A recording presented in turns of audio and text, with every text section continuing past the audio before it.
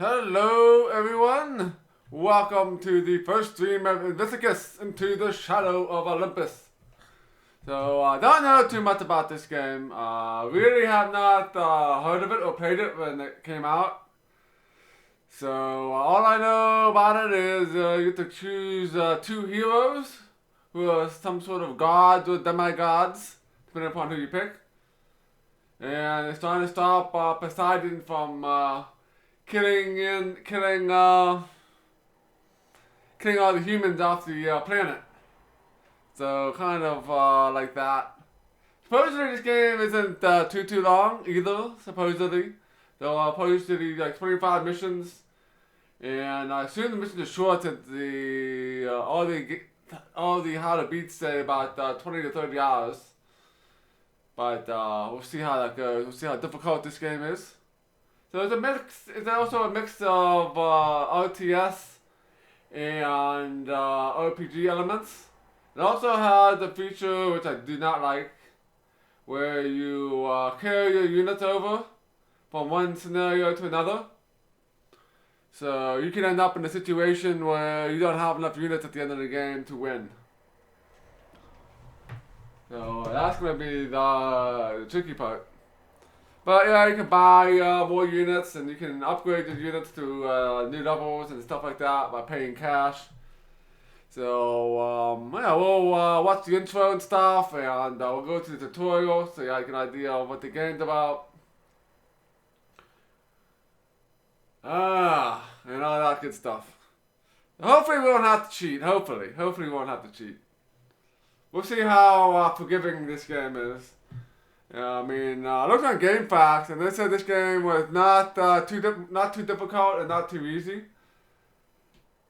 So I assume the game won't be too hard, but we'll see. Yeah, so I'm not sure if there's any chariots in this game, Jimmy Colorado, but there are a large variety of units and monsters that we can hire eventually. So I know we can get like harpies and gorgons and stuff, so there's that. Let's go ahead and get this game started. One thing I do like about this game so far that I've seen is that if you tab out of this game, it will automatically pause your game for you. Do not see that too often in too many games, especially old games like this. Dude's chariot in the cover. Yeah, he is. He is definitely riding a chariot in the cover. I'm assuming there will be, because there are supposed to be cavalry-like units in the game. Yeah, blow up the supply depot difficulty from Wing Commander. Yeah. We'll find out. I know I played the first mission, it wasn't hard. But the big thing with this game is you gotta make sure none of your civilians die. Otherwise, you only receive half the amount of XP for the mission. So let's go and there's that, and alright, that says pause. Okay. So you guys should be seeing the game now, so we're gonna go and replay the intro here. And then we'll get into the game.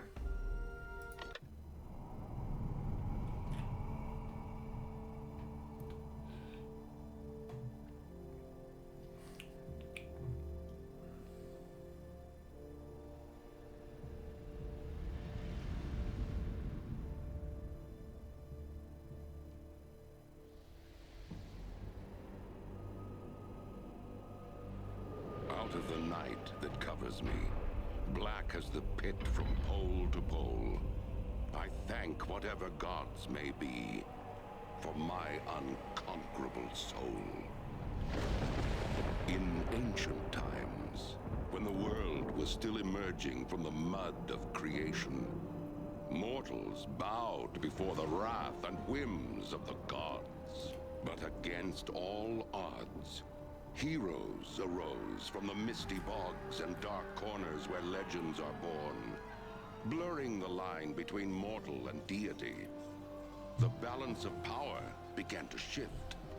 It was soon obvious that it would not be long before mankind would challenge the gods themselves for mastery of the earth. Poseidon, the proud god of the seas, resented these mortal upstarts. The storm raging within him rushed up from the ocean depths. The waters poured over the earth, drowning the blood of innocents. The hour of death was upon humanity. A faint beating heart, struggling for life in a world as cold as the wine-dark sea. From her vantage point on Mount Olympus, the goddess Athena's heart ached at the devastation Poseidon had caused. Aware that Poseidon's pride was exceeded only by his temper, Athena cleverly proposed a wager to him. If she could find a mortal, a great leader of legions, whose forces could defeat Poseidon's in battle, then he would cease his assault on Earth. However, if her champion failed, mankind would be annihilated, and its cities relegated to ghostly ruins on the ocean floor. Convinced that his forces could not be beaten by mere mortals, Poseidon agreed to Athena's proposal. "It is done," he roared. The first part of Athena's plan had succeeded. Now, if she could just find the right mortal.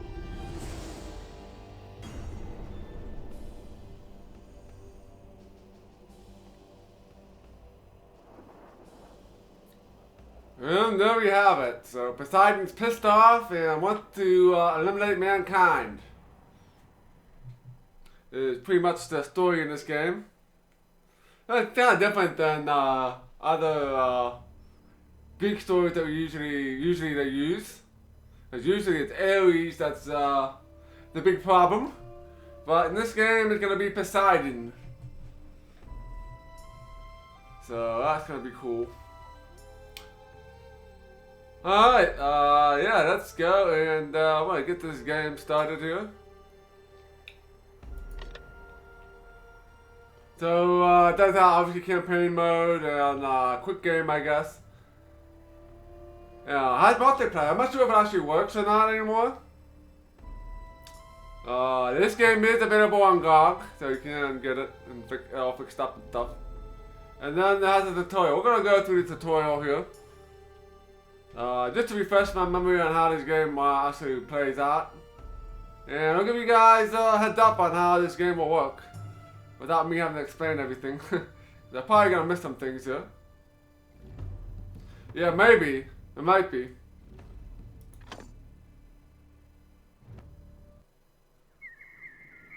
I am Homa, your guide through the realm of Invictus. I summon Cadmus to be your trainer. Thank you, Homa. I am ready to instruct this recruit on how to properly command a war party. The map displays the world around you. Your units are in the center. On the bottom is the panel, which gives information on your war party and allows you to manipulate your units. Let us begin by selecting a single unit. Place your cursor over Hercules. He's the big brawny fellow. Now, click with the left mouse button. You see the yellow box that appears around him? That lets you know which unit is selected. I shall make them Notice quake. his statistics are being displayed in the panel. Excellent. To make Hercules move, click on any unoccupied area on the map in the direction in which you want him to go. Sit back and observe as he follows your orders to the letter. You can make any unit go anywhere you want to by following this same procedure. Yes, we are gonna be gods, evil against Space Princess. This is a battle against the gods, so it'll be us versus Poseidon. And Poseidon is trying to eliminate all mankind. Because he's just having a bad day. So we're going to the tutorial right now. Bring So. your unit back home. All you need to do is click on a spot close to your original war party and watch the wayward unit return to the company. Job well done. Now, let us gather the units together. Place the cursor on the upper left-hand side of the units. Then drag the mouse down to the right-hand side. This will draw a box around all the units.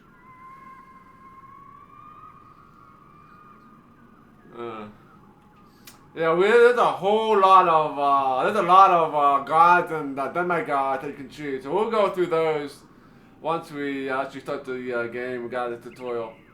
We'll figure out who we're gonna take. I'm ready for it. Now let's practice moving around a bit. By the power of Athena, I am placing a statue directly north of my position. Use the arrow keys to scroll the screen so that you can see the statue. When you have found it, march your units to it.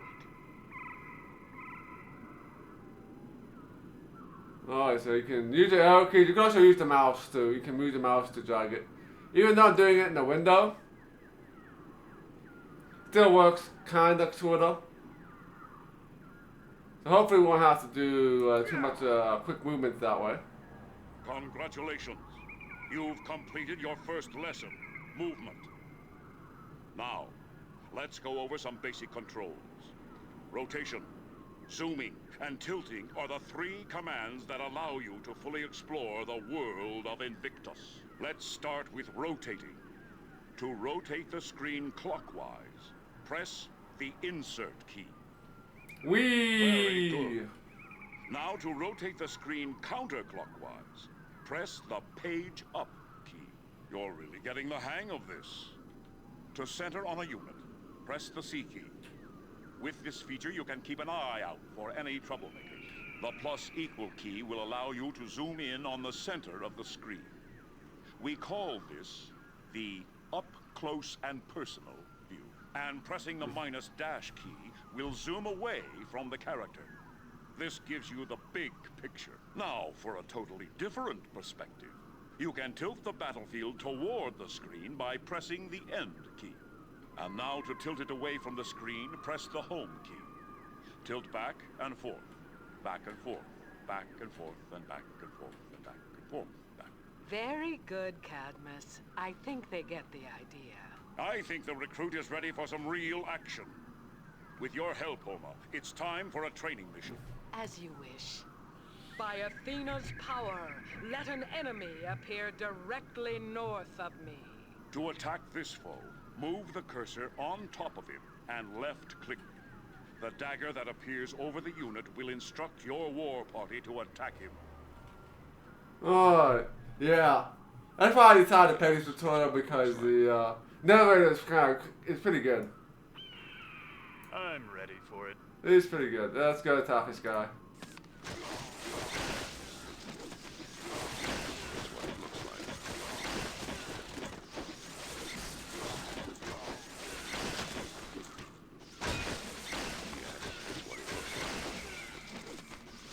Well fought. Now on to waypoints. Waypoints allow you to assign multiple points on a map and move your units between them. If Athena is willing, we will create 3 stones.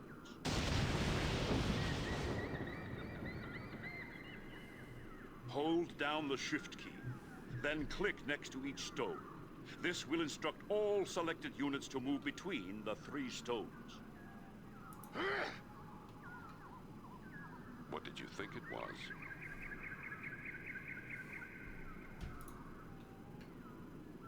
I think you've got it. Alright. Let's demonstrate. Apples for sale, juicy golden apples for sale. From the tree to thee, just 50 gold.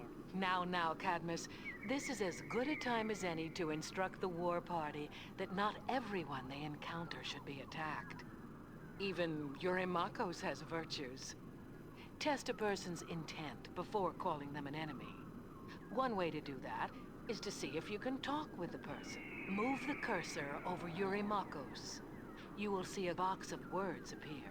I am Eurymachos, seller of the premier golden apples of healing in the world. Let thy muse direct you to my wares. There will be time for that later, peddler. Begone! Make sure all your units are selected. To group your units, press Control and 1 simultaneously. This will group the units together. Anytime you press the number 1 on your keyboard, These units will be highlighted. Alright. Once your units have been grouped, you can put them into formation. Press L. This will tell your selected units to form a line. Try this now. The line is an excellent formation to coordinate your troops. But if you want more offensive punch, a wedge would be better.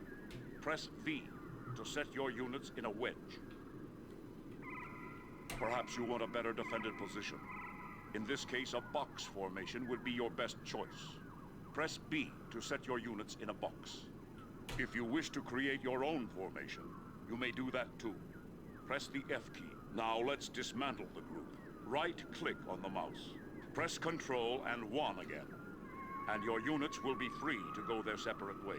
Sometimes, a quest may require you to split your forces. Yeah. How can a champion easily switch between one part of the war party and another? That can be done by dividing them into 2 groups, and marking one group as Group 1 and one group as Group 2. Select 3 units from your main force and move them away from the main group. Then press Control 1. Oh, lots of stuff to do here.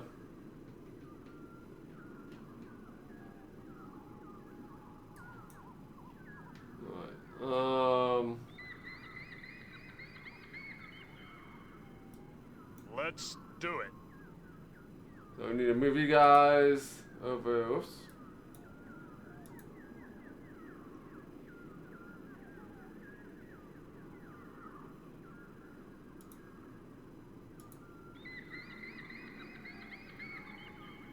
So down now and do Control 1. To clear the selection, right-click on the mouse. Then select the other units and press Control and 2. This will mark these units as Group 2. Now press 1 and 2. Notice how the highlight switches between the 2 subgroups. You can now switch between these groups at will. Alright. All charged up.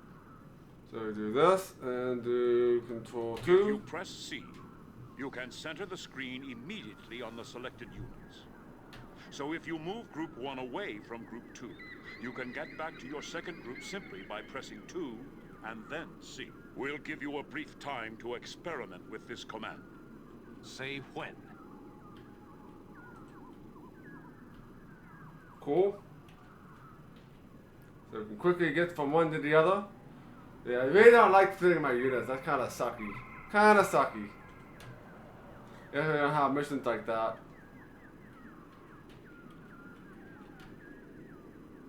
Alright, I think it's good. Let it be done. Alright, get everybody together. Can you tell our recruit about the heroes of Invictus? After all, they are the keystones of the war party. I've known many heroes in my time. 10 of the best are available in Invictus. Achilles, Arachne, Atalanta, Electra, Hercules, Hippolyta, Icarus, Orion, Perseus, and of course me, Cadmus. You may choose 2 heroes at first, and then gain 2 more heroes through the course of your adventure. Each hero has 3 inventory slots available. Let's fill one of them. This golden apple is an object of power. It has healing powers. Place your cursor over it and click. One of your heroes will run over to the object, and the cursor changes to a mailed hand, indicating that you may left-click to add it to that hero's inventory. Well, hello there, Puck. Welcome to the stream. So we have the apple here. Let's go grab this.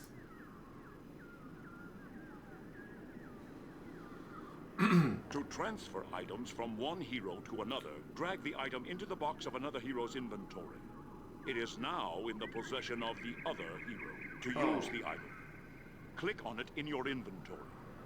Clicking on any unit on screen or on any display will use that object of power on a character. For a list of some of the objects of power, consult the manual. It is a storehouse of wisdom and knowledge. Now for my favorite part, appeals. Appeals are unique to each hero and can be quite spectacular. The appeals button can be found on the bottom right corner of each hero's inventory. First, some enemies will appear to the northwest. Click on the lightning bolt in Electra's inventory. Then click on one of the enemy units. Look at that! In one flash, your enemies are destroyed. Yeah. Oh, hello, Boxing Wise. Thank you for the host. Now you should know the basics of adventuring in the world of Invictus. We're going to give you a final exam. We're going to create a pair of bloodthirsty Huns to the east. Track them down and slay them before they can terrorize the innocent. Yeah. Item! The son of Zeus shall lead you! So we'll go over here. Whoops. I'm used to right clicking to move, so and left click here.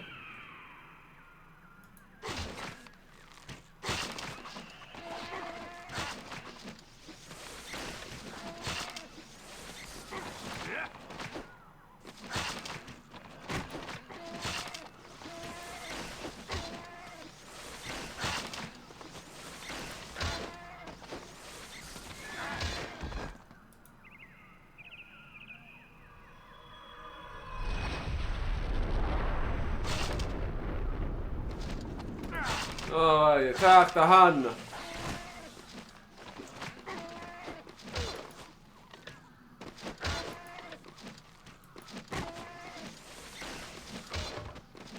Beat him up.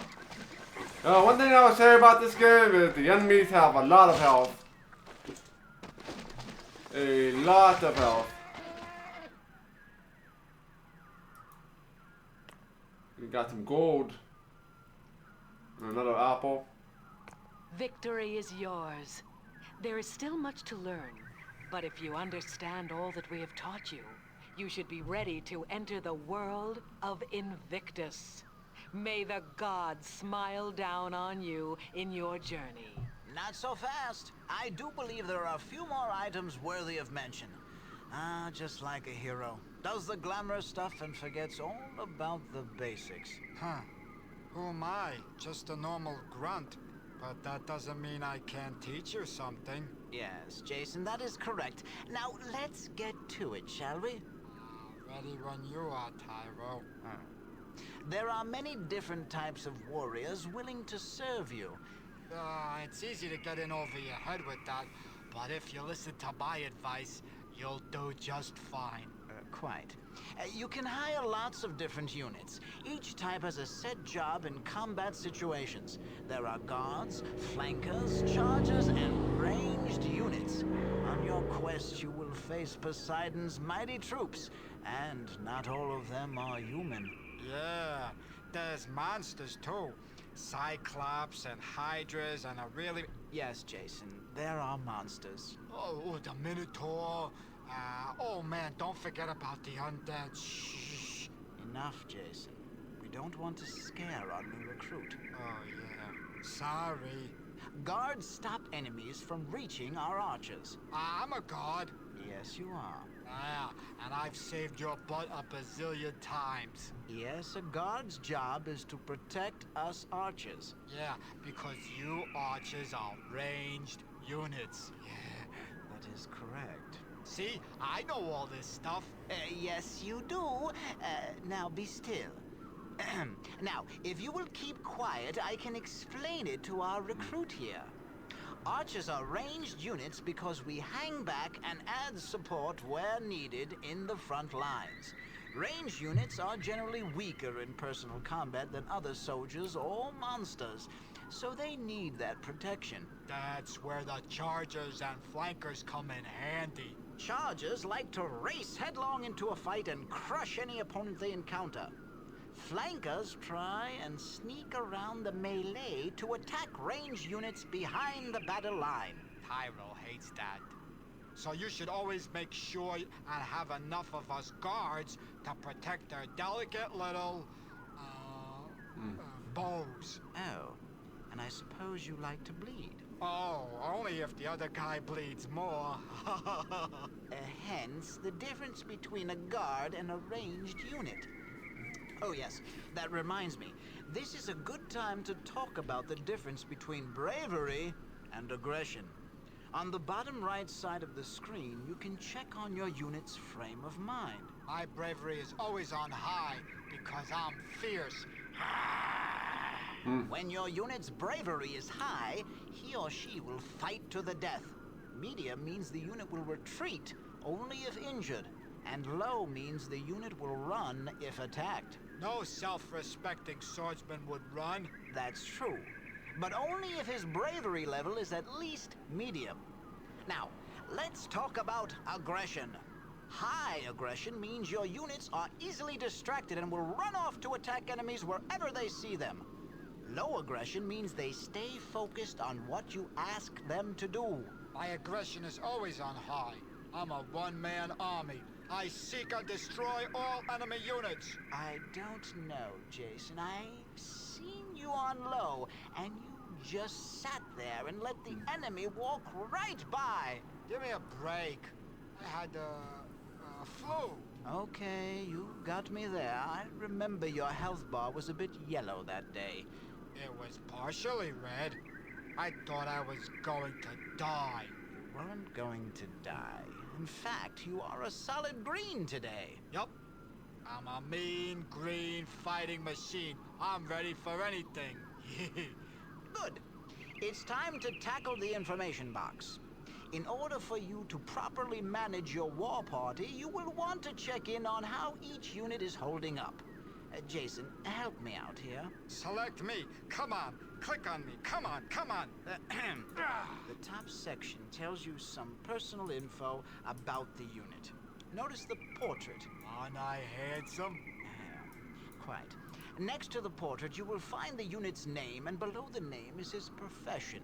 In this case, a swordsman. Just remember that all the arrow fodder troops you send to their deaths have names and families too, so don't squander their lives needlessly. Life is a terrible thing to waste. We are prepared to die, but would rather not if we can avoid it. Being a good leader means making the tough decisions. It is important to know your unit's strengths. Under the profession, you'll see an icon. In this case, a small sword. This tells you what type of attack the unit is best suited for. In my box, I would have a bow, showing that I am best at ranged combat. Yeah, each unit has its job type listed. Remember, guards, flankers, chargers, and, ranged units. Okay, the time has come to tackle the big section of numbers along the bottom. Starting at the top, you see the offensive ability. Reading from left to right, the first thing you see is the level. He has been trained to use a heavy sword and is quite good with it. That makes me a level 3 swordsman. Yes. The next section shows the base chance of hitting an opponent and then the base damage. Both of these numbers change a lot depending on situations in combat, but these are the starting values. Battles can be pretty intense. Oh, how I love a good bloodbath. Moving on. The middle line is defense. As you can see, Jason is not trained as well defensively, but he is better than a novice. Watch it. I can hold my own as a level 2. The next number is evade. This number is subtracted from an opponent's base chance to hit, so the better the evade, the more likely someone is to avoid damage. After that is damage reduction from armor. This is the amount of damage absorbed from each blow that strikes. Hey, check out my hit points. The bottom line is physical training. After the level, you see the movement rate, and then the unit's hit points. That last number is very important. Yeah, if I lose all my hit points, I'm dead. That's bad. Very bad. In order for you to be successful, you cannot afford to lose too many units. Learn from your mistakes and apply those lessons to future battles. And if all else fails, use the panic button. Yes, Jason, there's always the panic button. You see the small red button on the bottom of the screen? Click that and you can call in your reserve units. The more the merrier when it comes to fighting. Well, I think that is about all. Psst. Hey, Tyro. Da-E-S-C-K. Oh, thank you, Jason. I almost forgot. I thought so. One last tip before you go. If you need a break from the action, just hit the escape key. Oh, it's really cool. You can pretend you're a god and actually stop time. Everything in the world stops like magic. If you save this moment, you can come back and visit without missing a beat. Not to mention it gives you a chance to do some other housekeeping items. I would suggest you review your journal. It's a diary of sorts. It automatically records everything the villagers in Homa have said to you. A real stroll down memory lane. Yeah, that means you don't have to take notes when all those goofballs are talking to you. Jason, there are no goofballs in this world. Some may be a bit odd, like yourself, but that's what makes life so fascinating. Goofballs. Our work here is done. May the gods smile on you and your quest. See ya. Goodbye. That's enough. That's enough. I just wanted to say goodbye. Okay, enough. See ya. That intro is very nice. Actually, well done, actually. All voice acted and explains almost the entire interface for you.